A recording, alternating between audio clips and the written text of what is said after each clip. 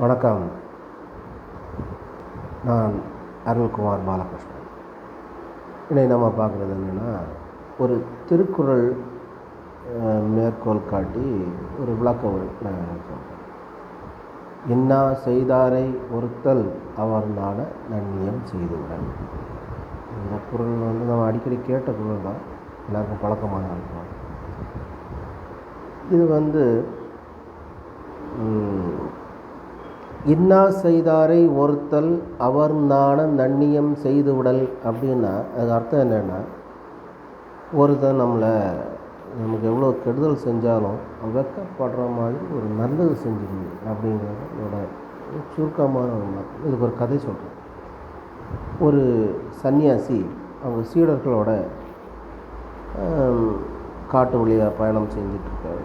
ஒரு மரத்தடியில் அவங்க உட்காந்து ஓய்வு எடுக்கிறாங்க. இந்த ஓய்வு எடுக்கக்கூடிய சமயத்தில் இந்த ஆற்றுக்குள்ளே ஒரு தேள் கீழே விழுறதை அவர் பார்க்குறாரு. இப்போ தேள் விழும்போது இவர் அந்த தேளை ஒரு குச்சியெல்லாம் தேடி பார்க்குறாரு, கிடைக்கல. கை வச்சு அதை எடுத்து கரையில் போட ட்ரை பண்ணுறாரு. தேள் கொட்டிடுச்சு. இப்போ அந்த தேள் கொட்டின உடனே இவர் என்ன பண்ணிட்டாருன்னா, தேள் கொட்டிச்சு. தேள் கொட்டின உடனே ஒரு கையை உதறி எடுத்துட்டார். தேள் ஆற்றுக்குள்ளே திரும்ப வந்துச்சு.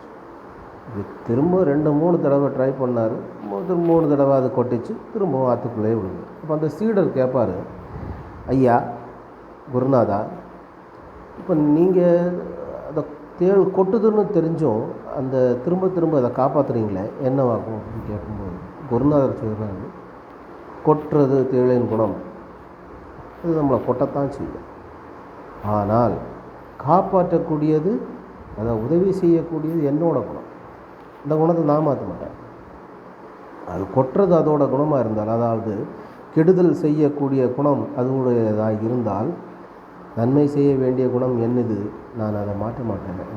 அதே மாதிரி யார் ஒருத்தர் நமக்கு கெடுதல்கள் திரும்ப திரும்ப செய்கிறார்களோ, யார் நமக்கு ஆகாத செயல்களை செய்கிறார்களோ, நம்மளை எதிரியாக யார் நம்மளை பார்க்குறார்களோ, அவர்கள் வெட்கப்படுற மாதிரி, அவர்கள் நம்மளை கண்டு வெட்கப்பட்டு நாணி தலை குனிகிற மாதிரி அவர்களுக்கு ஒரு நல்ல விஷயத்தை செஞ்சு கொடுங்க.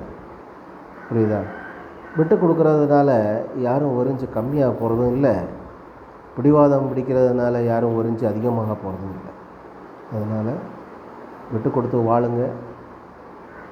யார் உங்களுக்கு கெடுதல் செஞ்சாலும் அவங்களுக்கு நல்லதே செய்யுங்க. இறைவன் ஒருத்தர் இருக்கிறார், அவர் பார்த்துப்பார். நல்லது செய்தால் நல்லதே நடக்கும். நன்றி, வணக்கம்.